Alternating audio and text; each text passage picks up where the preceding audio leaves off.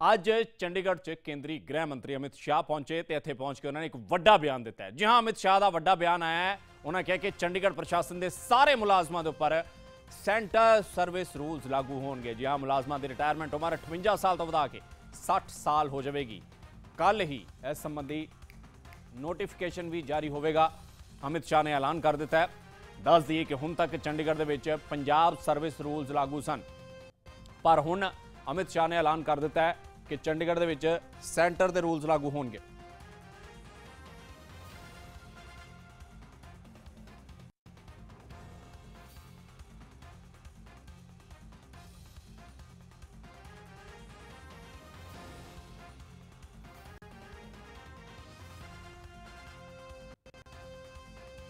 ਤਾਂ ਅਮਿਤ ਸ਼ਾਹ, ਜੀ ਹਾਂ, ਚੰਡੀਗੜ੍ਹ ਪਹੁੰਚੇ ਅਮਿਤ ਸ਼ਾਹ ਨੇ ਵੱਡਾ ਐਲਾਨ ਕਰ ਦਿੱਤਾ ਹੈ। ਸੈਂਟਰ ਸਰਵਿਸ ਰੂਲਸ ਚੰਡੀਗੜ੍ਹ ਦੇ ਮੁਲਾਜ਼ਮਾਂ ਦੇ ਉੱਪਰ ਲਾਗੂ ਹੋਣਗੇ। 58 ਸਾਲ ਤੋਂ ਵਧਾ ਕੇ 60 ਸਾਲ ਹੋ ਜਾਵੇਗੀ ਸਾਰੇ ਮੁਲਾਜ਼ਮਾਂ ਦੀ ਰਿਟਾਇਰਮੈਂਟ ਉਮਰ ਹੱਦ।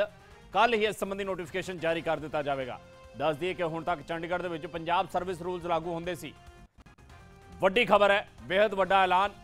ਚੰਡੀਗੜ੍ਹ ਨੂੰ ਜਿਸ ਢੰਗ ਦੇ ਨਾਲ ਸੌਗਾਤਾਂ ਵੰਡੀਆਂ ਜਾ ਰਹੀਆਂ ਨੇ ਔਰ ਅੱਜ ਹੀ ਕਈ ਵੱਡੇ ਪ੍ਰੋਜੈਕਟਸ ਦਾ ਜਿੱਥੇ ਐਲਾਨ ਕੀਤਾ ਗਿਆ ਚੰਡੀਗੜ੍ਹ ਦੇ ਵਿੱਚ ਅਮਿਤ ਸ਼ਾਹ ਵੱਲੋਂ ਵੱਡੀਆਂ ਸੌਗਾਤਾਂ ਦਾ ਐਲਾਨ ਕੀਤਾ ਗਿਆ, ਉੱਥੇ ਹੀ ਮੁਲਾਜ਼ਮਾਂ ਦੇ ਲਈ, ਜੀ ਹਾਂ, ਜਿਹੜੇ तमाम ਐਮਪਲੋਈਜ਼ ਨੇ ਜਿਹੜੇ ਕਿ ਯੂਟੀ ਦੇ ਵਿੱਚ ਕੰਮ ਕਰਦੇ ਨੇ, ਉਹਨਾਂ ਦੇ ਲਈ ਇਹ ਇੱਕ ਬੇहद ਵੱਡਾ ਐਲਾਨ। ਚੰਡੀਗੜ੍ਹ ਪਹੁੰਚੇ ਕੇਂਦਰੀ ਗ੍ਰਹਿ ਮੰਤਰੀ ਅਮਿਤ ਸ਼ਾਹ ਦਾ ਵੱਡਾ ਬਿਆਨ।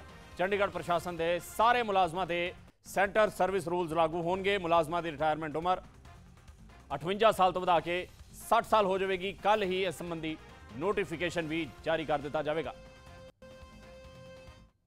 से चंडीगढ़ प्रशासन के सभी कर्मचारियों की सेवा की शर्तों को केंद्रीय सिविल सेवाओं के साथ जोड़ने का निर्णय भारत सरकार ने किया। इससे बहुत बड़ा फायदा आप लोगों को होने वाला है।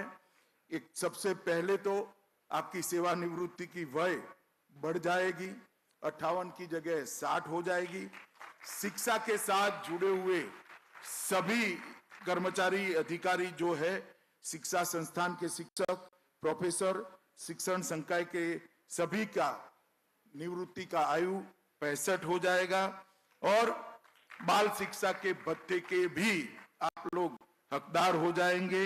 और महिला कर्मचारियों के लिए चाइल्ड केयर के लिए 1 साल की जगह 2 साल की छुट्टी भी इसके अंदर शामिल हो जाएगी। बहुत समय से ये मांग चंडीगढ़ प्रशासन के कर्मचारी अधिकारियों की थी। आज मोदी जी ने ये बहुत बड़ा फैसला दिया है। कल ही इसका नोटिफिकेशन निकल जाएगा और आप लोगों को नए महीने से, नए फाइनेंशियल ईयर से इसका फायदा मिलना भी शुरू हो जाएगा। ਤਾਂ ਯੂਟੀ ਦੇ ਵਿੱਚ ਕੰਮ ਕਰਨ ਵਾਲੇ तमाम ਮੁਲਾਜ਼ਮਾਂ ਦੇ ਲਈ ਇੱਕ ਬੇहद ਵੱਡਾ ਐਲਾਨ ਕਰ ਗਏ ਅਮਿਤ ਸ਼ਾਹ। ਸਾਰੇ ਮੁਲਾਜ਼ਮ ਜੋ ਕਿ ਯੂਟੀ ਦੇ ਵਿੱਚ ਕੰਮ ਕਰਦੇ ਨੇ, ਚੰਡੀਗੜ੍ਹ 'ਚ ਕੰਮ ਕਰਦੇ ਨੇ, ਉਹਨਾਂ ਦੀ ਉਮਰ ਹੱਦ ਹੁਣ 58 ਤੋਂ ਵਧਾ ਕੇ 60 ਸਾਲ ਹੋ ਜਾਏਗੀ। ਕੇਂਦਰ ਦੇ ਜਿਹੜੇ ਰੂਲਸ ਹੁੰਦੇ ਨੇ, तमाम ਕੇਂਦਰ ਦੇ ਜਿਹੜੇ ਰੂਲਸ ਨੇ, ਉਹ ਹੁਣ ਚੰਡੀਗੜ੍ਹ ਦੇ EMPLOYEES ਦੇ ਉੱਪਰ ਲਾਗੂ ਹੋਇਆ ਕਰਨਗੇ। ਪਹਿਲਾਂ, ਇਸ ਤੋਂ ਪਹਿਲਾਂ, ਇਸ ਬਿਆਨ ਤੋਂ ਪਹਿਲਾਂ, ਇਸ ਐਲਾਨ ਤੋਂ ਪਹਿਲਾਂ ਪੰਜਾਬ ਸਰਵਿਸ ਰੂਲਸ ਲਾਗੂ ਹੁੰਦੇ ਸੀ। ਹਾਲਾਂਕਿ ਤੁਹਾਨੂੰ ਦੱਸ ਦਈਏ ਕਈ ਅਜਿਹੇ ਮੁੱਦੇ ਨੇ ਚੰਡੀਗੜ੍ਹ ਨੂੰ ਲੈ ਕੇ ਜਿਹੜੇ ਕਿ ਪਹਿਲਾਂ ਹੀ ਭਖਦੇ ਵਿਖਾਈ ਦਿੰਦੇ ਨੇ। ਅਜਿਹੇ ਵਿੱਚ ਇਹ ਬਿਆਨ ਕਿੰਨਾ ਸਕਾਰਾਤਮਕ, ਕੀ ਇਹਦੇ ਪੋਜ਼ਿਟਿਵ, ਕੀ ਇਹਦੇ ਨੈਗੇਟਿਵ ਪੁਆਇੰਟਸ ਨਿਕਲ ਕੇ ਸਾਹਮਣੇ ਆਉਂਦੇ ਨੇ, ਇਹ ਹੁਣ ਇੱਕ ਵੱਡਾ ਡਿਬੇਟ ਦਾ ਵਿਸ਼ਾ ਜ਼ਰੂਰ ਬਣੇਗਾ। ਪਰ ਇੱਕ ਵੱਡਾ ਐਲਾਨ ਕਰ ਗਏ ਅਮਿਤ ਸ਼ਾਹ ਚੰਡੀਗੜ੍ਹ ਦੇ ਮੁਲਾਜ਼ਮਾਂ ਸੰਬੰਧੀ।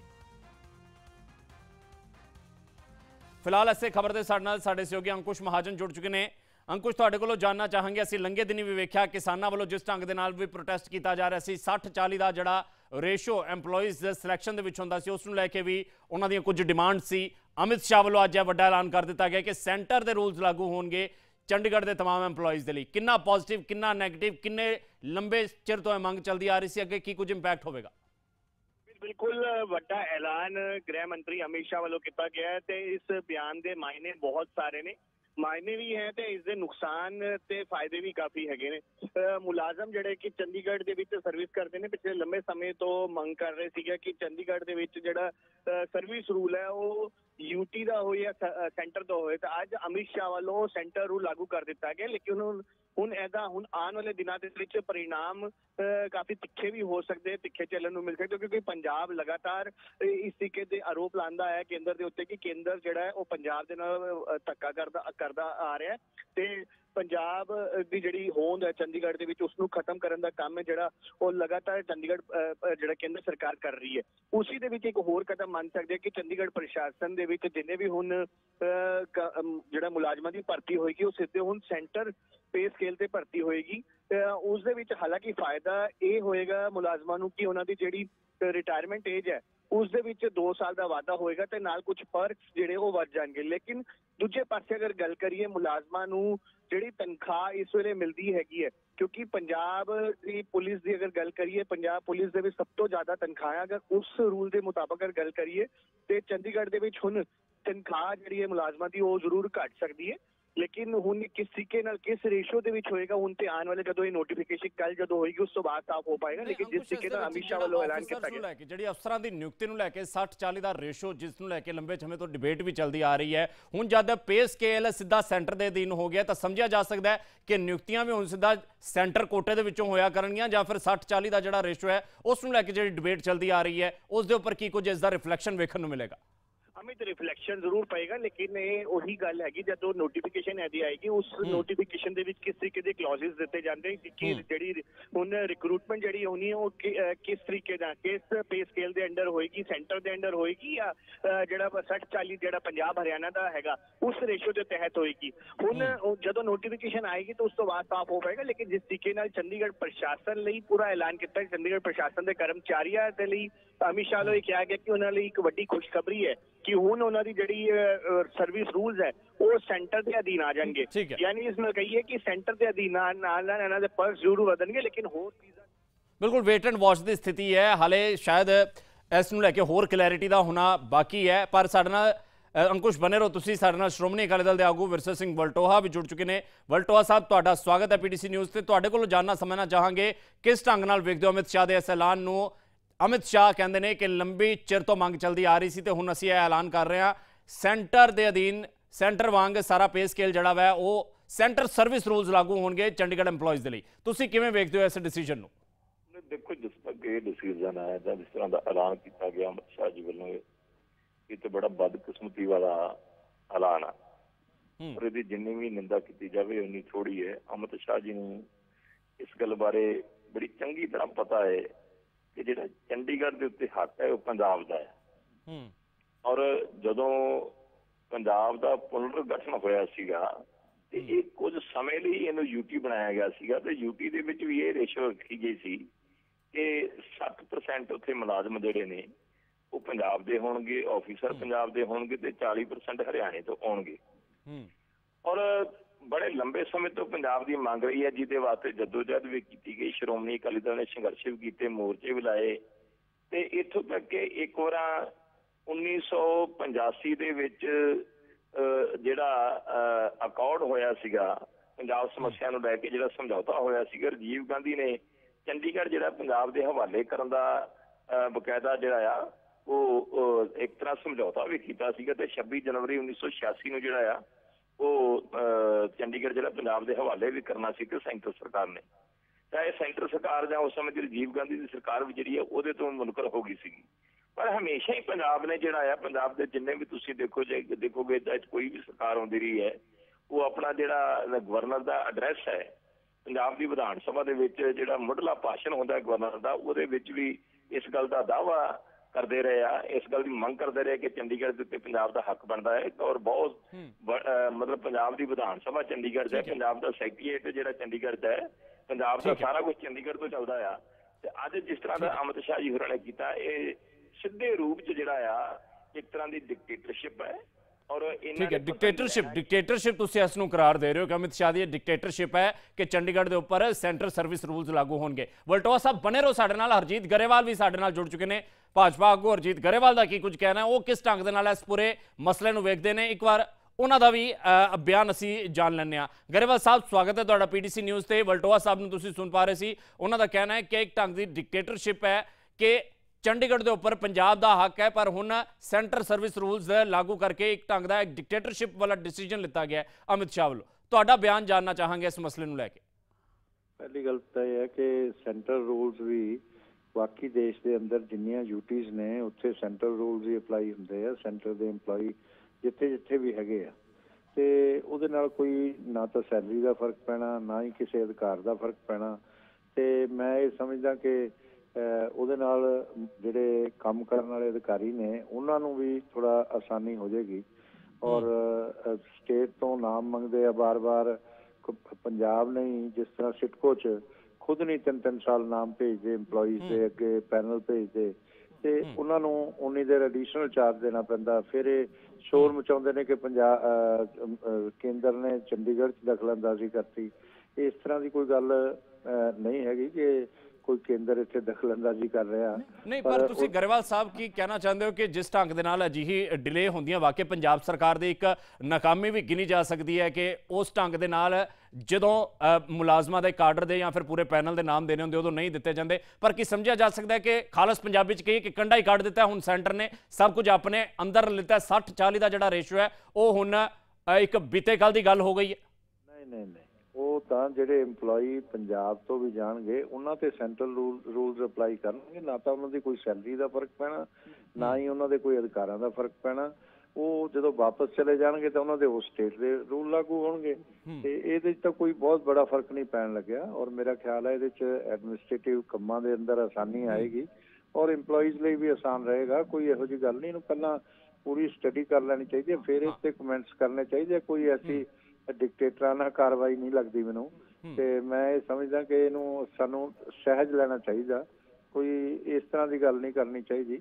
ਠੀਕ ਹੈ ਗਰੇਵਾਲ ਸਾਹਿਬ, ਤੁਸੀਂ ਕਹਿ ਰਹੇ ਹੋ ਕਿ ਹਲੇ ਤੁਹਾਨੂੰ ਵੀ ਹਲੇ ਹੋਰ ਸ਼ਾਇਦ ਕਲੈਰਿਟੀ ਤੁਸੀਂ ਵੀ ਕਹਿੰਦੇ ਹੋ ਕਿ ਆਉਣ ਦੀ ਦਿੱਤੀ ਜਾਣੀ ਚਾਹੀਦੀ, ਉਸ ਤੋਂ ਪਹਿਲਾਂ ਸ਼ਾਇਦ ਅਜਿਹੀ ਚੀਜ਼ ਨਹੀਂ ਟਿੱਪਣੀ ਕਰਨੀ ਚਾਹੀਦੀ। ਸਾਡੇ ਨਾਲ ਜੁੜੇ ਹੋਏ ਨੇ ਵਲਟੋਆ ਸਾਹਿਬ ਵੀ ਜੁੜੇ ਹੋਏ ਨੇ, ਉਹਨਾਂ ਦਾ ਸਵਾਲ ਹੀ ਲੈ ਲੈਣੇ ਤੁਹਾਡੇ ਲਈ। ਵਲਟੋਆ ਸਾਹਿਬ, ਗਰੇਵਾਲ ਸਾਹਿਬ ਵੀ ਕਹਿੰਦੇ ਨੇ ਕਿ ਅਜਿਹੀ ਕੋਈ ਗੱਲ ਨਹੀਂ ਹੋਵੇਗੀ, ਹਲੇ ਬੜਾ ਪ੍ਰੀਮੈਚੁਰ ਸਟੇਟਮੈਂਟਸ ਹੈ ਤੁਹਾਡੇ ਵੱਲੋਂ ਜਿਸ ਢੰਗ ਦੇ ਨਾਲ ਦਿੱਤੀਆਂ ਜਾ ਰਹੀਆਂ ਨੇ। ਕੀ ਕਹਿਣਾ ਚਾਹੋਗੇ ਗਰੇਵਾਲ ਸਾਹਿਬ ਨੂੰ? ਵਲਟੋਆ ਸਾਹਿਬ ਦੇਖੋ, ਗਰੇਵਾਲ ਸਾਹਿਬ ਵੀ ਪੰਜਾਬ ਨਾਲ ਸੰਬੰਧਿਤ ਹੈ, ਭਾਵੇਂ ਉਹ ਜਵਾਬ ਦੇਣਾ ਚਾਹੁੰਦੇ ਨੇ, ਆਪਦੀ ਪਾਰਟੀ ਦਾ ਪੱਖ ਤੋੜਨਾ ਚਾਹੁੰਦੇ ਨੇ, ਅਮਿਤ ਸ਼ਾਹ ਜੀ ਦੇ ਮਸਲੇ ਕੀਤੇ ਹੋਏ ਲਏ ਹੋਏ ਫੈਸਲਿਆਂ ਨੂੰ ਕਵਰ ਕਰਨਾ ਚਾਹੁੰਦੇ ਨੇ, ਪਰ ਉਹਨਾਂ ਦੀ ਜ਼ੁਬਾਨ ਖੜਕਦੀ ਸੀ ਜਵਾਬ ਦਿੰਦਿਆਂ ਹੋਇਆ, ਕਿਉਂਕਿ ਜਵਾਬ ਰੂਹ ਤੋਂ ਨਹੀਂ। ਉਹਨਾਂ ਨੂੰ ਪਤਾ ਹੈ ਕਿ ਪੰਜਾਬ ਦੇ ਨਾਲ ਧੱਕਾ ਹੋ ਰਿਹਾ, ਪੰਜਾਬੀਆਂ ਦੀ ਰੂਹ ਦੇ ਨਾਲ ਧੱਕਾ ਹੋ ਰਿਹਾ। ਜਿਸ ਤਰ੍ਹਾਂ ਦੇ ਡਿਸੀਜ਼ਨ ਜਿਹੜੇ ਹੈ, ਜਿਸ ਤਰ੍ਹਾਂ ਦੇ ਫੈਸਲੇ ਲਗਾਤਾਰ ਚਾਹੇ ਭਾਖੜਾ ਬਿਆਜ਼ ਮੈਨੇਜਮੈਂਟ ਬੋਰਡ ਨੂੰ ਲੈ ਕੇ BBMP ਨੂੰ ਲੈ ਕੇ ਹੋਵੇ, ਕੀ ਲੈਣਾ ਨਿੱਕੀਆਂ ਨਿੱਕੀਆਂ ਗੱਲਾਂ ਚੋਂ ਕੇਂਦਰ ਸਰਕਾਰ ਨੇ? ਏਡਾ ਵੱਡਾ ਸਾਮਰਾਜ ਹੈ, ਤੁਸੀਂ ਕੇਂਦਰ ਸਰਕਾਰ ਜੇ, ਤੁਹਾਡਾ ਪੂਰੇ ਹਿੰਦੁਸਤਾਨ ਤੇ ਰਾਜ ਹੈ, ਬਹੁਤੀਆਂ ਸਟੇਟਾਂ 'ਚ ਤੁਹਾਡਾ ਰਾਜ ਹੈ, ਤੁਹਾਡੇ ਤੋਂ ਬੜਾ ਪਤਾ ਨਹੀਂ ਹਿਲਦਾ ਕਿ ਤੁਸੀਂ BBMP ਦੀ ਮੈਂਬਰੀ ਕੱਢਦੇ ਹੋ ਜੀ, ਤੁਸੀਂ ਆਣ ਕੇ ਚੰਡੀਗੜ੍ਹ ਦੇ ਵਿੱਚ ਲੱਤ ਫਸਾਈ ਜਾਓ ਜੀ। ਕੀ ਤੁਸੀਂ ਅਹਿਸਾਸ ਕਰਾਉਣਾ ਚਾਹੁੰਦੇ ਜੀ? ਇਹ ਕਿਹੋ ਜਿਹਾ ਰਾਜ ਭਾਗ ਦਾ ਜਿਹੜਾ ਤੁਸੀਂ ਲੋਕਾਂ ਦੇ ਸਾਹਮਣੇ ਰੱਖਣਾ ਚਾਹੁੰਦੇ ਜੀ? ਇਹਨਾਂ ਗੱਲਾਂ ਦਾ ਕੋਈ ਫਾਇਦਾ ਹੈਗਾ? ਪੰਜਾਬੀ ਜਿਹੜੇ ਨੇ, ਪੰਜਾਬੀ ਜਜ਼ਬਾਤੀ ਨੇ। ਪੰਜਾਬੀਆਂ ਦੇ ਜਜ਼ਬਾਤਾਂ ਨਾਲ ਇਸ ਤਰ੍ਹਾਂ ਹੀ ਉਦੋਂ ਇੰਦਰਾ ਗਾਂਧੀ ਨੇ ਖੇਡਣਾ ਸ਼ੁਰੂ ਕੀਤਾ ਸੀਗਾ। ਕਦੀ ਪਾਣੀ ਖੋਲਿਆ, ਕਦੀ ਪੰਜਾਬੀ ਬੋਲਦੇ ਇਲਾਕੇ ਖੋਲੇ, ਕਦੀ ਹੈਡਵਰਕਸ ਖੋਲੇ, ਕਦੀ ਕੁਛ ਕਰ ਲਿਆ, ਕਦੀ ਕੁਛ ਕਰ ਲਿਆ, ਕਦੀ ਚੰਡੀਗੜ੍ਹ ਜਿਹੜਾ ਆ UT ਬਣਾਤਾ। UT ਦੇ ਤੋਂ ਜਿਹੜਾ ਇਹ ਪੁਨਰ ਗਠਨ ਐਕਟ ਦੇ ਵਿੱਚ ਸੀਗਾ ਕਿ ਚੰਡੀਗੜ੍ਹ ਪੰਜਾਬ ਦੇ ਹਵਾਲੇ ਕੀਤਾ ਜਾਊਗਾ, ਚੰਡੀਗੜ੍ਹ ਜਿਹੜਾ ਹਰਿਆਣਾ ਆ ਆਪਣੀ ਵੱਖਰੀ ਰਾਜਧਾਨੀ ਬਣਾ ਲਊਗਾ। ਕਿੱਥੇ ਆ ਉਹ ਰਾਜਧਾਨੀ ਬਣੀ? ਯਾਨੀ ਕਿ ਉਹ ਮਸਲੇ ਜਿਹੜੇ ਸਾਰੇ ਹੌਲੀ ਹੌਲੀ ਹੁਣ ਇੱਕ ਢੰਗ ਦਾ ਉਹਦੇ ਉੱਪਰ ਇੱਕ ਖਾਲਸ ਪੰਜਾਬੀ ਭਾਸ਼ਾ 'ਚ ਕਿ ਇੱਕ ਮਿੱਟੀ ਪਾਉਣ ਦੀ ਕੋਸ਼ਿਸ਼ ਕੀਤੀ ਜਾ ਰਹੀ ਹੈ। ਗਰੇਵਾਲ ਸਾਹਿਬ, ਤੁਸੀਂ ਸੁਣਿਆ ਕੀ ਕਹਿਣਾ ਵਲਟੋਆ ਸਾਹਿਬ ਦਾ? ਉਹ ਕਹਿੰਦੇ ਨੇ ਤੁਹਾਡੀ ਜ਼ਬਾਨ ਤਿਲਕਦੀ ਹੈ, ਦਿਲ ਤੁਹਾਡਾ ਮੰਨ ਜਾਂਦਾ, ਪਰ ਜ਼ਬਾਨ ਨਹੀਂ ਮੰਨ ਰਹੀ ਕਿ ਅੱਜ ਪੰਜਾਬ ਦੇ ਨਾਲ ਧੱਕਾ ਹੋ ਰਿਹਾ। ਨਹੀਂ, ਪਹਿਲੀ ਗੱਲ ਤਾਂ ਦੇਖੋ, ਇੱਕ ਗੱਲ ਸਪਸ਼ਟ ਕਰਦੇ ਹਾਂ ਤੁਹਾਨੂੰ ਕਿ IAS IPS ਔਰ IFS ਆਫੀਸਰ ਜਿੰਨੇ ਵੀ ਹੈ ਸੈਂਟਰਲ ਸਰਵਿਸਿਜ਼ ਦੇ, ਉਹਨਾਂ ਤੇ ਸੈਂਟਰਲ ਰੂਲ ਹੀ ਅਪਲਾਈ ਹੁੰਦੇ ਆ, ਕਿਸੇ ਸਟੇਟ ਦਾ ਰੂਲ ਅਪਲਾਈ ਨਹੀਂ ਹੁੰਦਾ। ਦੂਸਰਾ, ਜਦੋਂ ਤੱਕ ਕਿਸੇ ਵੀ EMPLOYE ਨੇ ਚੰਡੀਗੜ੍ਹ 'ਚ ਆਉਣਾ, ਉਹ ਤਾਂ ਉਹ ਸੈਂਟਰਲ ਗੌਰਮੈਂਟ ਦੀ ਸਰਵਿਸ 'ਚ ਆ, ਕਿਉਂਕਿ ਚੰਡੀਗੜ੍ਹ UT ਆ, ਯੂਨੀਅਨ ਟੈਰੀਟਰੀ ਆ, ਸੈਂਟਰਲ ਗੌਰਮੈਂਟ ਦੇ ਅੰਡਰ ਹੈ ਡਾਇਰੈਕਟਲੀ। ਉਹਨਾਂ ਚਿਰ ਸੈਂਟਰਲ ਰੂਲਸ ਅਪਲਾਈ ਹੋਣੇ ਨੇ, ਪਰਮਾਨੈਂਟ ਥੋੜਾ ਹੋਣੇ ਕਿ ਜਦੋਂ ਆਪਦੇ ਵਾਪਸ ਚਲੇ ਜਾਣਗੇ ਤਾਂ ਉੱਥੇ ਉਸ ਸਟੇਟ ਦੇ ਰੂਲ ਹਰਿਆਣਾ ਦੇ ਵੀ ਆਉਂਦੇ ਆ, ਇੱਥੇ ਪੰਜਾਬ ਦੇ ਵੀ ਆਉਂਦੇ। ਫਿਰ ਕਰਨ ਦੀ ਲੋੜ ਕੀ ਸੀ ਗਰੇਵਾਲ ਸਾਹਿਬ? ਆਖਰ ਕਰਨ ਦੀ ਲੋੜ ਕੀ ਸੀ? ਤੁਸੀਂ ਕਹਿੰਦੇ ਹੋ ਕਿ ਕੋਈ ਵੱਡਾ ਪ੍ਰਭਾਵ ਤਾਂ ਪੈਣਾ ਨਹੀਂ, ਇਸ ਦੇ ਨਾਲ ਕੋਈ ਫਰਕ ਨਹੀਂ ਪੈਣਾ, ਫਿਰ ਲੋੜ ਕੀ ਸੀ? ਕਲੈਰਿਟੀ ਹੋਣੀ ਚਾਹੀਦੀ ਆ। ਅਗਲਾ ਕੋਰਟ ਚਲਾ ਜਾਂਦਾ ਜੀ, ਉਹਦਾ ਵੀ ਜਵਾਬ ਦੇਣਾ ਹੁੰਦਾ। ਇਹ ਕਲੈਰਿਟੀ ਕੀਤੀ ਹੈ ਸੈਂਟਰਲ ਗੌਰਮੈਂਟ ਨੇ, ਹੋਮ ਮਿਨਿਸਟਰ ਨੇ। ਉਹਦੇ 'ਚ ਕਲੈਰਿਟੀ ਕਰਨ ਨਾਲ ਕੀ ਬੁਰੀ ਗੱਲ ਹੈ ਇਹਦੇ 'ਚ? ਮੈਨੂੰ ਤਾਂ ਸਮਝ ਨਹੀਂ ਆਉਂਦੀ। ਔਰ ਕਿਸ ਤਰ੍ਹਾਂ ਦਾ ਧੱਕਾ ਹੋ ਗਿਆ? ਰੂਲ ਜੇ ਉਹ ਅਪਲਾਈ ਹੁੰਦੇ ਆ ਤਾਂ ਉਹ ਪਹਿਲਾਂ ਵੀ ਹੋ ਰਿਹਾ ਸੈਂਟਰਲ ਗਵਰਨਮੈਂਟ ਦੇ ਤਾਂ IAS IPS ਤੇ, ਔਰ ਬਾਕੀ ਲੋਕਾਂ ਤੇ ਜਿਹੜੇ ਸੈਂਟਰ ਸਰਵਿਸਿਜ਼ ਚਾਹਣਗੇ ਇੱਥੇ UT ਚਾਹਣਗੇ ਤਾਂ ਉਹਦੇ 'ਚ ਸੈਂਟਰਲ ਗਵਰਨਮੈਂਟ ਦੇ ਰੂਲ ਵੀ ਅਪਲਾਈ ਹੋਣੇ ਚਾਹੀਦੇ ਆ। ਉਹ ਅੱਛੀ ਗੱਲ ਹੈਗੀ ਆ, ਪਰ ਕੋਈ ਇਹਦੇ 'ਚ ਨਾ ਸੈਲਰੀ 'ਚ ਫਰਕ ਪੈਣਾ, ਨਾ ਉਹਨਾਂ ਦੇ ਅਧਿਕਾਰਾਂ 'ਚ ਫਰਕ ਪੈਣਾ, ਨਾ ਹੀ ਪੈਨਸ਼ਨ 'ਚ ਫਰਕ ਪੈਣਾ, ਔਰ ਨਾ ਹੀ ਉਹਨਾਂ ਦਾ ਜਿਹੜਾ ਜੋ ਰੇਸ਼ੋ ਹੈਗੀ ਆ ਪੰਜਾਬ ਤੇ ਹਰਿਆਣਾ ਦੀ, ਨਾ ਹੀ ਸੈਂਟਰ ਦੀ, ਉਹਦੇ 'ਚ ਕੋਈ ਫਰਕ ਨਹੀਂ ਪੈਣਾ। ਕੋਈ ਫਰਕ ਨਹੀਂ ਪੈਣਾ, ਤੁਸੀਂ ਕਹਿ ਰਹੇ ਹੋ ਕਿ ਕੋਈ ਫਰਕ ਨਹੀਂ ਪੈਣਾ, ਸਿਰਫ ਕਲੈਰਿਟੀ ਦਿੱਤੀ ਗਈ ਹੈ। ਅੱਜ ਵਲਟੋਆ ਸਾਹਿਬ ਕੀ ਕਹਿਣਾ ਚਾਹੋਗੇ? ਇੱਕ ਅਖੀਰਲਾ ਰਿਐਕਸ਼ਨ ਤੁਹਾਡੇ ਕੋਲੋਂ ਲੈਣਾ ਚਾਹਾਂਗੇ। ਗਰੇਵਾਲ ਸਾਹਿਬ ਕਹਿੰਦੇ ਨੇ ਕਿ ਭਾਜਪਾ ਵੱਲੋਂ, ਕੇਂਦਰ ਸਰਕਾਰ ਵੱਲੋਂ ਇੱਕ ਕਲੈਰਿਟੀ ਦਿੱਤੀ ਗਈ ਹੈ ਤਾਂ ਕਿ ਕੋਰਟ ਕਚਹਿਰੀਆਂ ਦੇ ਜਿਹੜੇ ਚੱਕਰ ਹੈ ਉਹਨਾਂ ਨੂੰ ਖਤਮ ਕੀਤਾ ਜਾਵੇ, ਉਹਨਾਂ ਨੂੰ ਨਿਬੇੜਿਆ ਜਾ ਸਕੇ। ਕਿਹੜੇ ਚੱਕਰ ਹੈ ਜੀ ਕੋਰਟ ਕਚਹਿਰੀਆਂ ਦੇ? ਕੋਈ ਚੱਕਰ ਹੈਗਾ? ਚੱਕਰ ਤੇ ਪੰਜਾਬੀਆਂ ਨੂੰ ਪਾ ਕੇ ਰਾਹ ਦਿੱਤਾ, ਪਰ ਪੰਜਾਬ ਦਾ ਜਿਹੜਾ ਹੱਕ ਬਣਦਾ ਉਹਦੇ ਉੱਤੇ ਡਾਕਾ ਤੁਸੀਂ ਮਾਰ ਰਹੇ ਜੀ, ਪੰਜਾਬੀਆਂ ਦੀ ਆਵਾਜ਼ ਨੂੰ ਖਤਮ ਕਰ ਰਹੇ ਜੀ, ਪੰਜਾਬ ਦੇ ਜਜ਼ਬਾਤਾਂ ਨਾਲ ਖੇਡ ਰਹੇ ਜੀ। ਤੁਸੀਂ ਕੋਰਟਾਂ ਦੀ ਗੱਲ ਕਰਦੇ ਜੀ, ਕਿਹੜਾ ਕੋਰਟ ਦੇ ਵਿੱਚ ਮਸਲਾ ਕੋਈ ਹੈਗਾ ਪੰਜਾਬ ਦੇ ਚੰਡੀਗੜ੍ਹ ਦੇ ਮੁਲਾਜ਼ਮਾਂ ਨੂੰ ਲੈ ਕੇ? ਚੰਡੀਗੜ੍ਹ ਦੇ ਵਿੱਚ ਇੱਥੇ ਤੱਕ ਹੁੰਦਾ ਸੀ ਕਿ ਆਫਿਸਰ ਸ਼੍ਰੇਣੀ ਵੰਡੀ ਹੁੰਦੀ ਸੀ ਕਿ ਕਿਹੜੇ ਮਹਿਕਮੇ 'ਚ ਹਰਿਆਣੇ 'ਚੋਂ ਆਉਣੇ ਨੇ ਤੇ ਕਿਹੜੇ ਮਹਿਕਮੇ 'ਚ ਪੰਜਾਬ 'ਚੋਂ ਆਉਣੇ ਨੇ। ਰੇਸ਼ੋ ਦੇ ਹਿਸਾਬ ਨਾਲ ਹੁੰਦੇ ਸੀ। ਉਹ ਜਿਹੜੇ ਵੱਡੇ ਆਫਿਸਰ ਹੁੰਦੇ ਸੀਗੇ, ਚਾਹੇ SSP ਹੋਵੇ, ਚਾਹੇ IG ਹੋਵੇ, ਚਾਹੇ DIG ਹੋਵੇ, ਬਕਾਇਦਾ ਜਿਹੜੀ ਉਹਨਾਂ ਦੀ ਵੰਡ ਹੁੰਦੀ ਸੀ ਕਿ DC ਕਿਸ ਸਟੇਟ ਤੋਂ ਆਉਣਾ, ਇਹ ਵੀ ਸਭ ਕੁਝ ਵੰਡਿਆ ਹੁੰਦਾ ਸੀਗਾ। ਅੱਜ ਸਾਰਾ ਕੁਝ ਜਿਹੜਾ IAS ਅਤੇ IPS ਜਿਹੜੇ ਹੈ ਸਿੱਧੇ ਜਿਹੜੇ UT ਕੇਡਰ ਦੇ ਉੱਤੇ ਫਿੱਟ ਕੀਤੇ ਜਾ ਰਹੇ ਨੇ। ਇਹ ਕਿਹਨੇ ਸ਼ੁਰੂ ਕੀਤੇ ਨੇ? ਇਹ ਕੇਂਦਰ ਸਰਕਾਰ ਨੇ, ਮੋਦੀ ਸਰਕਾਰ ਨੇ ਸ਼ੁਰੂ ਕੀਤੇ ਨੇ ਨਾ, ਅਮਿਤ ਸ਼ਾਹ ਜੀ ਨੇ ਆਣ ਕੇ ਸ਼ੁਰੂ ਕੀਤੇ ਨੇ ਨਾ। ਇਸ ਕਰਕੇ ਜਿਹੜੀ ਗੱਲ ਹੈਗੀ ਹੈ ਮੰਨੋ, ਕਿਉਂ ਤੁਸੀਂ ਇਸ ਗੱਲ ਤੇ ਮਿੱਟੀ ਪਾਉਣ ਦੀ ਕੋਈ ਖੜ ਕੇ ਫਾਇਦਾ ਕੋਈ ਨਹੀਂ ਜੇ। ਜਿੱਥੇ ਗੁਨਾਹ ਕਰਦੇ ਤੇ ਕੋਈ ਆਪਣਾ ਹੋਵੇ ਜਿਹੜਾ ਕਿ ਤੁਸੀਂ ਜਿਹੜਾ ਉਹਨਾਂ ਕਾਨੂੰਨਾਂ ਦੀ ਆਪਾਂ ਮਤਲਬ, ਜੇ ਮੈਂ ਉਸ ਪਾਸੇ ਜਾਊਂਗਾ, ਗਰੇਵਾਲ ਸਾਹਿਬ ਸਭ ਤੋਂ ਵੱਡਾ ਸਟੈਂਡ ਤੁਸੀਂ ਲਿਆ ਸੀਗਾ, ਕਿਸੇ ਨੇ ਪੁੱਛਿਆ ਤੁਹਾਨੂੰ? ਘੱਟੋ ਘੱਟ ਇਹ ਗੱਲ ਸਰਕਾਰ ਕਰੋ ਯਾਰ, ਪੰਜਾਬ ਦੇ ਨਾਲ ਧੱਕਾ ਆ, ਪੰਜਾਬੀਆਂ ਦੀ ਭਾਵਨਾਵਾਂ ਧੱਕਾ ਆ, ਪੰਜਾਬ ਦੇ ਜਜ਼ਬਾਤਾਂ ਨਾਲ ਖੇਡਣ ਦੀ ਗੱਲ ਜਿਹੜੀ ਕਦਮ ਚੁੱਕਿਆ ਜਾ ਰਿਹਾ। ਕਿਉਂ ਨਹੀਂ ਕਹਿੰਦੇ? ਆਪਾਂ ਕੀ ਲੈਣਾ ਆਪਾਂ ਇਸ ਗੱਲ ਤੋਂ?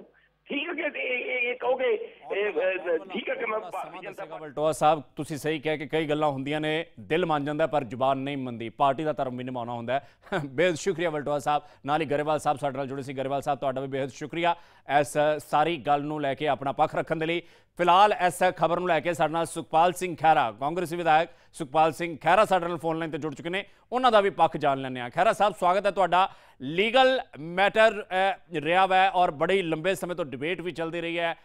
ਕਿਵੇਂ ਵੇਖਦੇ ਹੋ ਅਮਿਤ ਸ਼ਾਹ ਦੇ ਇਸ ਫੈਸਲੇ ਨੂੰ? ਭਾਜਪਾ ਕਹਿੰਦੀ ਹੈ ਕਿ ਕਲੈਰਿਟੀ ਦਿੱਤੀ ਗਈ ਹੈ, ਸ਼੍ਰੋਮਣੀ ਅਕਾਲੀ ਦਲ ਕਹਿੰਦਾ ਹੈ ਕਿ ਡਿਕਟੇਟਰਸ਼ਿਪ ਵਰਗਾ ਡਿਸੀਜਨ ਅਮਿਤ ਸ਼ਾਹ ਦਾ। ਕਾਂਗਰਸ ਦਾ ਕੀ ਪੱਖ ਹੈ? ਦੇਖੋ, ਇਹ ਤਾਂ ਬਹੁਤ what should I say, it is like a dictatorial decision of the BJP. Chandigarh belongs to Punjab. Chandigarh ਸਾਡੀ ਰਾਜਧਾਨੀ ਆ, ਪੰਜਾਬ ਲਈ ਬਣੀ ਸੀ, ਔਰ ਜਦੋਂ ਪੰਜਾਬੀ ਸੂਬਾ ਬਣਿਆ, ਹਰਿਆਣਾ ਤੇ ਹਿਮਾਚਲ ਨੇ ਸਟੇਟ ਮੰਗੀ ਨਹੀਂ ਸੀਗੀ। ਪੰਜਾਬ ਦੇ ਲੋਕਾਂ ਨੇ ਲਿੰਗੁਇਸਟਿਕ ਬੇਸਿਸ ਤੇ ਆਪਣੀ ਸਟੇਟ ਮੰਗੀ ਸੀਗੀ, ਔਰ ਇਸ ਨੂੰ ਰਾਜਧਾਨੀ ਨੂੰ ਹਰਿਆਣੇ ਦੇ ਨਾਲ ਸਾਂਝੀ ਕਰ ਦੇਣਾ ਤੇ ਯੂਨੀਅਨ ਟੈਰੀਟਰੀ ਬਣਾਉਣਾ, ਇਹ ਆਪਣੇ ਆਪ ਦੇ ਵਿੱਚ ਉਦੋਂ ਵੀ ਬਹੁਤ ਵੱਡਾ ਗਲਤ ਫੈਸਲਾ ਸੀਗਾ। ਤੇ ਜਿਹੜਾ 60 ਤੇ 40 ਦਾ ਅਨੁਪਾਤ ਸੀਗਾ, ਪਹਿਲਾਂ ਇਸ ਨੂੰ ਤੋੜਦੀਆਂ ਗਈਆਂ ਸਰਕਾਰਾਂ, ਜਿਹੜਾ ਰੇਸ਼ੋ ਮੇਨਟੇਨ ਕਰਨ ਨੂੰ ਸੀਗਾ। ਔਰ ਹੁਣ BJP ਨੇ ਤਾਂ ਜਿਹੜਾ ਕਹਿਤਾ ਕਿ ਸਾਰੇ EMPLOYEES ਅਸੀਂ ਕੇਂਦਰ ਦੇ ਥੱਲੇ ਲਿਆਵਾਂਗੇ। ਇਹ ਆਪਣੇ ਆਪ ਵਿੱਚ ਫੈਡਰਲ ਢਾਂਚੇ ਉੱਤੇ ਸਭ ਤੋਂ ਵੱਡਾ ਡਾਕਾ ਹੈ ਅੱਜ ਦੇ ਯੁੱਗ ਦਾ, ਔਰ ਪੰਜਾਬ ਦੇ ਲੋਕ ਕਦੀ ਟੋਲਰੇਟ ਨਹੀਂ ਕਰਾਂਗੇ। ਅਸੀਂ ਆਪਣੀ ਮੀਟਿੰਗ ਜਿਹੜੀ ਸਾਡੀ ਹੋਊਗੀ ਨੈਕਸਟ, ਉਹਦੇ 'ਚ we'll plan a strategy and we will definitely protest this absolutely unconstitutional decision of the BJP. ठीक है खैरा साहब, विरोधी धिर होने के नाते उम्मीद असीं यही करते हैं कि पंजाबियों के नाल, पंजाब दे नाल कोई भी धक्का नहीं होने दिता जाएगा। जिहड़ियां गल्लां स्पष्ट होनी चाहिए, क्लैरिटी जरूर आनी चाहिए। बेहद शुक्रिया साडे नाल जुड़न दे लई। तां अमित शाह वालों वड्डा ऐलान किया गया। Satyapal Jain additional solicitor general इस वेले फोन लाइन ते साडे नाल जुड़ चुके हैं। जैन साहब स्वागत है तुहाडा। तुहाडे कोलों असी जरूर समझना चाहांगे कि की इहदा लीगल पहलू है, किस ढंग दे नाल इस फैसले नूं वेख्या जाना चाहिए। एक धड़ा जेकर विरोधी पार्टियां की गल करिए तो एक धड़ा है वो कहता है कि डिक्टेटोरीयल फैसला है, दूजा धड़ा कहता है कि भाजपा का धड़ा कहता है कि एक क्लैरिटी दी गई है। तुसीं दसो किवें वेख्या जा सकता है सारे फैसले नूं? देखो, चंडीगढ़ के जिहड़े इंप्लॉइज ने यूटी दे, वो बहुत लंबे अरसे तो ये मांग करते आ रहे हैं कि चंडीगढ़ के जिहड़े यूटी के इंप्लॉइज ने, क्योंकि यूनियन टैरेटरी है और होम मिनिस्ट्री के अंडर फॉल करती है, तो इस करके सानू भी सेंट्रल पे स्केल देने चाहिए ने। इन्हां दी सैलरी सेंट्रल गवर्नमेंट दिंदी है, पंजाब गवर्नमेंट सैलरी नहीं दिंदी। ते पंजाब गवर्नमेंट अगर सेंट्रल गवर्नमेंट सैलरी दिंदी है ਔਰ ਸੈਂਟਰਲ ਗਵਰਨਮੈਂਟ ਆਪਣੇ ਰੂਲ ਦੇ ਮੁਤਾਬਕ ਪੇਮੈਂਟ ਕਰਨਾ ਚਾਹੁੰਦੀ ਹੈ EMPLOYEES ਨੂੰ, ਇਸੇ ਵਿੱਚ ਤਾਂ ਕਿਸੇ ਸਰਕਾਰ ਨੂੰ ਕੋਈ ਇਤਰਾਜ਼ ਹੋਣਾ ਹੀ ਨਹੀਂ ਚਾਹੀਦਾ। ਉਹਨਾਂ ਦੀ 2-1 ਸਾਲ ਦੀ ਏਜ ਰਿਟਾਇਰਮੈਂਟ ਦੀ ਏਜ ਵੀ ਉਹਨਾਂ ਦੀ ਵੱਧ ਜਾਏਗੀ, ਮੈਟਰਨਿਟੀ ਲੀਵ ਦੀ ਫੈਸਿਲਿਟੀ ਜ਼ਿਆਦਾ ਹੋ ਜਾਏਗੀ, ਅਲਾउंस ਸੈਲਰੀ ਦਾ ਫਰਕ ਉਹਨਾਂ ਨੂੰ ਪਏਗਾ। ਪੰਜਾਬ ਵੱਲੋਂ ਅਗਰ ਕੋਈ ਵਿਰੋਧ ਕਰ ਰਿਹਾ ਹੈ ਜਾਂ ਪੰਜਾਬ ਸਰਕਾਰ ਦਾ ਕੋਈ ਨੁਮਾਇੰਦਾ ਜਾਂ ਕੋਈ ਵੀ ਪਾਰਟੀ ਵਿਰੋਧ ਕਰਦੀ ਹੈ, ਮੈਂ ਸਮਝਦਾ ਕਿ ਉਹ ਬਿਨਾਂ ਸਮਝੇ, ਬਿਨਾਂ ਇਸ ਦੀ ਇੰਪਲੀਕੇਸ਼ਨ ਨੂੰ ਸਮਝੇ ਹੋਏ ਦਾ ਵਿਰੋਧ ਕਰ ਰਹੇ ਨੇ। ਪੰਜਾਬ ਸਰਕਾਰ ਤੇ ਪੰਜਾਬ ਦੀ ਫਾਈਨੈਂਸ਼ੀਅਲ ਪੋਜੀਸ਼ਨ ਤੇ, ਪੰਜਾਬ ਔਰ यूपी ਦੇ ਰਿਲੇਸ਼ਨ ਤੇ, ਪੰਜਾਬ ਜਾਂ ਹਰਿਆਣਾ ਰਿਲੇਸ਼ਨ ਤੇ ਇਸ ਦਾ ਕਿਸੇ ਕਿਸਮ ਦਾ ਕੋਈ ਅਸਰ ਨਹੀਂ ਹੈਗਾ। ਨਹੀਂ, ਪਰ ਇਸ ਤਰਕ ਨੂੰ ਤੁਸੀਂ ਕਿਸ ਤਰ੍ਹਾਂ ਕਾਊਂਟਰ ਕਰੋਗੇ ਕਿ ਜਿਸ ਢੰਗ ਦੇ ਨਾਲ ਕਿਹਾ ਜਾ ਰਿਹਾ ਹੈ ਕਿ ਪੰਜਾਬ ਦੇ ਹੱਕਾਂ ਦੇ ਉੱਪਰ ਡਾਕਾ ਮਾਰਿਆ ਜਾ ਰਿਹਾ, 60-40 ਦਾ ਰੇਸ਼ੋ ਵੀ ਪਹਿਲਾਂ ਮੇਨਟੇਨ ਨਹੀਂ ਸੀ ਕੀਤਾ ਜਾਂਦਾ, ਹੁਣ ਤਾਂ ਹੋਰ ਜ਼ਿਆਦਾ ਸੈਂਟਰ ਕੋਟੇ ਦੇ ਵਿੱਚੋਂ ਭਰਤੀਆਂ ਕੀਤੀਆਂ ਜਾਣਗੀਆਂ, ਅਫਸਰਾਂ ਦੀਆਂ ਭਰਤੀਆਂ ਹੋਣ ਜਾਂ ਫਿਰ ਮੁਲਾਜ਼ਮਾਂ ਦੀਆਂ ਭਰਤੀਆਂ ਹੋਣ, ਕਿ ਵਾਕਈ 'ਚ ਜੈਨ ਸਾਹਿਬ ਤੁਹਾਨੂੰ ਲੱਗਦਾ ਕਿ ਇਸ ਦਾ ਅਸਰ ਪਏਗਾ? ਅਮਿਤ ਸ਼ਾਹ ਦੇ ਅੱਜ ਦੇ ਇਸ ਬਿਆਨ ਮਗਰੋਂ ਨਿਯੁਕਤੀਆਂ ਦੇ ਉੱਪਰ ਵੀ ਅਸਰ ਪਵੇਗਾ? ਦੇਖੋ, ਉਹਨਾਂ ਨੇ ਜਿਹੜੀ ਅਨਾਉਂਸਮੈਂਟ ਕੀਤੀ ਹੈ, ਉਹ ਅਨਾਉਂਸਮੈਂਟ ਇੰਨੀ ਕੀਤੀ ਹੈ ਕਿ ਪੰਜਾਬ ਜਿਹੜੇ यूपी ਦੇ EMPLOYEES ਨੇ ਉਹਨਾਂ ਨੂੰ, ਕਿਉਂਕਿ ਉਹ यूपी ਦੇ EMPLOYEES ਨੇ, ਹੋਮ ਮਿਨਿਸਟਰੀ ਦੇ ਅੰਡਰ ਆਉਂਦੇ ਨੇ, ਸੈਂਟਰਲ ਗਵਰਨਮੈਂਟ ਦੇ ਅੰਡਰ ਆ ਰਹੇ ਨੇ, ਉਹਨਾਂ ਨੂੰ ਸੈਂਟਰਲ ਗਵਰਨਮੈਂਟ ਵਾਲੇ ਪੇ ਸਕੇਲ ਮਿਲਣਗੇ। ਪੰਜਾਬ ਸਰਕਾਰ ਨੂੰ ਤੇ ਇਹਦਾ ਸਵਾਗਤ ਕਰਨਾ ਚਾਹੀਦਾ ਹੈ, ਪੰਜਾਬ ਦੇ ਕਰਮਚਾਰੀਆਂ ਨੂੰ ਵੈਲਕਮ ਕਰਨਾ ਚਾਹੀਦਾ ਹੈ। ਅਗਰ ਇਹ ਬੈਨੀਫਿਟ ਕੁਝ ਜ਼ਿਆਦਾ ਚੰਡੀਗੜ੍ਹ ਦੇ यूपी EMPLOYEES ਹੋਣਗੇ ਤਾਂ ਆਪਣੀ ਸਰਕਾਰ ਤੋਂ ਮੰਗ ਕਰਨ। ਆਖਰ ਕਰਮਚਾਰੀਆਂ ਨੂੰ ਵੱਧ ਤਨਖਾਹ ਮਿਲੇ, ਵੱਧ ਅਲਾउंसेस ਮਿਲਣ, ਵੱਧ ਫੈਸਿਲਿਟੀਜ਼ ਮਿਲਣ, ਇਸ ਦੇ ਬਾਰੇ ਕਿਸੇ ਨੂੰ ਕੀ ਇਤਰਾਜ਼ ਹੋ ਸਕਦਾ? ਕਿਸੇ ਦੇ ਵਿੱਚ ਕਿਸੇ ਨੂੰ ਕੋਈ ਹੱਕ ਨਹੀਂ, ਕੋਈ ਪੰਜਾਬ ਦੇ ਹੱਕਾਂ ਤੇ ਡਾਕਾ ਨਹੀਂ ਹੈ। ਬਲਕਿ ਜਿਹੜੇ ਚੰਡੀਗੜ੍ਹ 'ਚ ਵੀ यूपी ਦੇ EMPLOYEES ਨੇ, ਉਹਨਾਂ 'ਚੋਂ ਬਹੁਤ ਜ਼ਿਆਦਾ ਪੰਜਾਬ ਤੋਂ ਜਾਂ ਹਰਿਆਣਾ ਤੋਂ ਜਾਂ ਸਰਾਊਂਡਿੰਗ ਏਰੀਆ ਤੋਂ ਆਏ ਹੋਏ ਨੇ, ਸਭ ਤੋਂ ਜ਼ਿਆਦਾ ਪੰਜਾਬ ਤੋਂ ਹੈਗੇ ਨੇ। ਤਾਂ ਅਗਰ ਪੰਜਾਬੀਆਂ ਦੇ ਬੱਚੇ ਜਿਹੜੇ ਚੰਡੀਗੜ੍ਹ 'ਚ ਸਰਵਿਸ ਕਰ ਰਹੇ ਨੇ, EMPLOYEES ਨੇ, ਉਹਨਾਂ ਨੂੰ ਜ਼ਿਆਦਾ ਸਕੇਲ ਅੱਛੇ ਮਿਲਣਗੇ ਤੇ ਇਹਦੇ ਤੇ ਸਾਰਿਆਂ ਨੂੰ ਵੈਲਕਮ ਕਰਨਾ ਚਾਹੀਦਾ ਨਾ, ਖੁਸ਼ ਹੋਣਾ ਚਾਹੀਦਾ। ਠੀਕ ਹੈ, ਠੀਕ ਹੈ ਜੈਨ ਸਾਹਿਬ, ਬਹੁਤ ਬਹੁਤ ਸ਼ੁਕਰੀਆ, ਧੰਨਵਾਦ ਇਸ ਸਾਰੇ ਮੈਟਰ ਨੂੰ ਲੈ ਕੇ ਆਪਣਾ ਪੱਖ ਸਾਡੇ ਤੱਕ ਪਹੁੰਚਾਉਣ ਦੇ ਲਈ, ਕਲੈਰਿਟੀ ਦੇਣ ਦੇ ਲਈ। ਸੋ ਹਾਲੇ ਜੋ ਹੈ ਮੁੱਦਾ ਹੈ, ਇਸ ਦੇ ਪ੍ਰੋਜ਼ ਕੀ ਨੇ, ਕੌਨਸ ਕੀ ਨੇ, ਇਸ ਦੇ ਪਲੱਸ ਪੁਆਇੰਟ ਕੀ ਨੇ, ਨੈਗੇਟਿਵ ਕੀ ਨੇ, ਕਿਸ ਢੰਗ ਦੇ ਨਾਲ ਇਸ ਦੀ ਪੜਚੋਲ ਕੀਤੀ ਜਾਣੀ ਚਾਹੀਦੀ ਹੈ, ਕਿਉਂਕਿ ਹਰ ਇੱਕ ਜਿਹੜਾ ਫੈਸਲਾ ਲਿੱਤਾ ਜਾਂਦਾ ਹੈ ਉਹਦੇ ਕਈ ਨਾ ਕਈ ਕਿਧਰੇ ਨਾ ਕਿਧਰੇ ਸਿਆਸੀ ਮਾਇਨੇ ਵੀ ਹੁੰਦੇ ਨੇ। ਸੋ ਹੁਣ ਮਾਹਰ ਕਿਸ ਢੰਗ ਦੇ ਨਾਲ ਇਸ ਨੂੰ ਵੇਖਦੇ ਨੇ ਕਿ ਆਖਰਕਾਰ ਇਸ ਦੇ ਕੀ ਸਿਆਸੀ ਮਾਇਨੇ ਨਿਕਲਦੇ ਨੇ, ਇਹ ਆਉਣ ਵਾਲਾ ਸਮਾਂ ਜਿਸ ਢੰਗ ਦੇ ਨਾਲ ਹੋਰ ਡਿਬੇਟਸ ਹੋਣਗੀਆਂ, ਹੋਰ ਵੱਖ-ਵੱਖ ਪੱਖ ਪਹਿਲੂ ਨਿਕਲ ਕੇ ਸਾਹਮਣੇ ਆਉਣਗੇ, ਕਲੈਰਿਟੀ ਹੋਰ ਜ਼ਿਆਦਾ ਹੋਵੇਗੀ। ਫਿਲਹਾਲ ਮੁਲਾਜ਼ਮਾਂ ਦੇ ਲਈ ਇੱਕ ਵੱਡਾ ਐਲਾਨ ਜ਼ਰੂਰ ਸਮਝਿਆ ਜਾ ਸਕਦਾ ਹੈ। ਉਹਨਾਂ ਦੀ ਰਿਟਾਇਰਮੈਂਟ ਏਜ ਜਿਹੜੀ ਹੈ 58 ਤੋਂ ਵੱਧ ਕੇ 60 ਸਾਲ ਹੋ ਜਾਏਗੀ। ਜਿਹੜਾ ਪੇ ਸਕੇਲ ਉਹਨਾਂ ਨੂੰ ਪੰਜਾਬ ਦੇ ਹਿਸਾਬ ਦੇ ਨਾਲ ਮਿਲਦਾ ਸੀ ਉਹ ਸੈਂਟਰ ਦੇ ਹਿਸਾਬ ਦੇ ਨਾਲ ਮਿਲਿਆ ਕਰੇਗਾ। ਪਰ ਹਾਂ, ਜਿਹੜੀਆਂ ਸਿਆਸੀ ਧਿਰਾਂ ਨੇ, ਵਿਰੋਧੀ ਇਹੀ ਕਹਿ ਰਹੇ ਨੇ ਕਿ ਭਾਜਪਾ ਦਾ ਅੱਜ ਦਾ ਇਹ ਫੈਸਲਾ, ਅਮਿਤ ਸ਼ਾਹ ਦਾ ਅੱਜ ਦਾ ਇਹ ਐਲਾਨ ਇੱਕ ਡਿਕਟੇਟਰਸ਼ਿਪ ਵਾਲਾ ਐਲਾਨ ਹੈ, ਪੰਜਾਬ ਦੇ ਹੱਕਾਂ ਦੇ ਉੱਪਰ ਡਾਕਾ ਮਾਰਨ ਦਾ ਇੱਕ ਹੋਰ ਕਦਮ ਦੱਸਿਆ ਜਾ ਰਿਹਾ ਹੈ ਵਿਰੋਧੀ ਧਿਰਾਂ ਵੱਲੋਂ। चंडीगढ़ प्रशासन के सभी कर्मचारियों की सेवा की शर्तों को केंद्रीय सिविल सेवाओं के साथ जोड़ने का निर्णय भारत सरकार ने किया। इससे बहुत बड़ा फायदा आप लोगों को होने वाला है। एक सबसे पहले तो आपकी सेवानिवृत्ति की वय बढ़ जाएगी, 58 की जगह 60 हो जाएगी। शिक्षा के साथ जुड़े हुए सभी कर्मचारी अधिकारी जो है, शिक्षा संस्थान के शिक्षक, प्रोफेसर, शिक्षण संकाय के सभी का निवृत्ति का आयु 65 हो जाएगा और बाल शिक्षा के भत्ते के भी आप लोग हकदार हो जाएंगे। और महिला कर्मचारियों के लिए चाइल्ड केयर के लिए 1 साल की जगह 2 साल की छुट्टी भी इसके अंदर शामिल हो जाएगी। बहुत समय से ये मांग चंडीगढ़ प्रशासन के कर्मचारी अधिकारियों की थी। आज मोदी जी ने ये बहुत बड़ा फैसला दिया है। कल ही इसका नोटिफिकेशन निकल जाएगा और आप लोगों को नए महीने से, नए फाइनेंशियल ईयर से इसका फायदा मिलना भी शुरू हो जाएगा।